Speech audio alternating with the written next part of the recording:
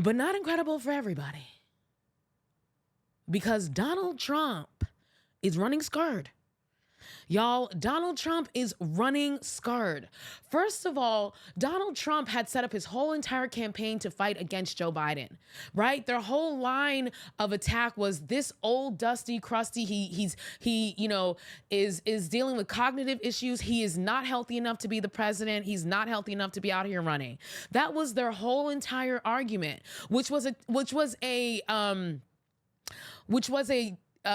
not, I want to say, what's the word? I want to say tentative, which not tentative, but a shaky argument. That was a shaky argument at best, considering the fact that Donald Trump is 3 years younger than Joe Biden, and considering the fact that Donald Trump himself is having issues with cognitive issues.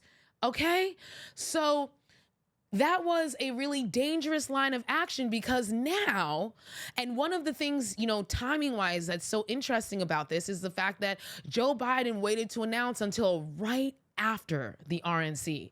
So they had already picked their VP, which, by the way, Trump is now fully regretting. We talked about his VP pick last episode, Vance, the senator from Ohio. He is fully regretting that. And so they have been basically like knocked off of their game and surprised, like we all were. But this has really screwed them, because they have thrown in millions of dollars and prepared to go against Joe Biden. Now, the line of attack that Biden is too old and too crusty, who the crusty and old one now in this election? You have Donald Trump standing next to a vibrant, youthful Kamala Harris. Come on now.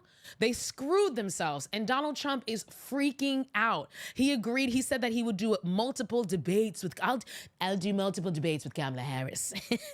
Sorry, Kamala Harris. I'll do multiple debates. Me and Malala. We've known each other a long time. I don't mind doing debates with her. He has already started to back out of those debates that he agreed to do, talking about I really don't want it to be on ABC. He's already backed out. Because he is scared. Kamala Harris is a prosecutor. She's going to destroy him on that stage. And I love the way her campaign has set up this juxtaposition of the prosecutor battling the convict. I mean, how poetic, how freaking poetic. And not only is Donald Trump scared about facing Kamala, but he is thoroughly regretting his VP pick, JD Vance. Remember last week we talked about this, and I told you how JD is MAGA base, red meat.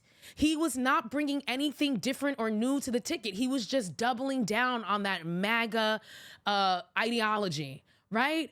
And I mentioned that the reason why is because, or not the reason why, but at least the message that the Trump campaign was conveying is the fact that they felt wholly comfortable, and they felt like they had it in the bag. So they could just keep throwing red meat to their base. They didn't have to think about trying to bring in other people under the MAGA tent. And now that Kamala is running, that has spectacularly backfired on them. And Donald Trump is running scared. He is regretting JD Vance, not to mention that all of this weirdo stuff is coming out about JD Vance.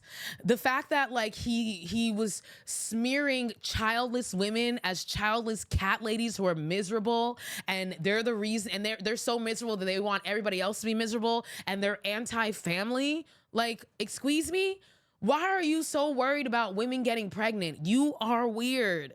Not to mention, there's all this weird stuff going around about him apparently getting intimate with a couch, which he has debunked, or not debunked, but refuted.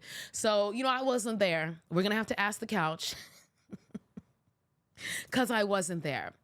And, that cat lady remark really screwed them, because suburban freaking women don't want to hear men talking shit about fertility. They don't want to hear it. Jennifer Aniston came out and she cursed out, and she checked this fool. She came out and checked him, and she talked about her own fertility struggles. And there are many suburban women out there who are struggling with fertility. And y'all done freaking canceled out IVF. And you're sitting here disrespecting women and calling them angry cat ladies. No wonder why the polls have you up, have Kamala up by 12 points with Suburban Women.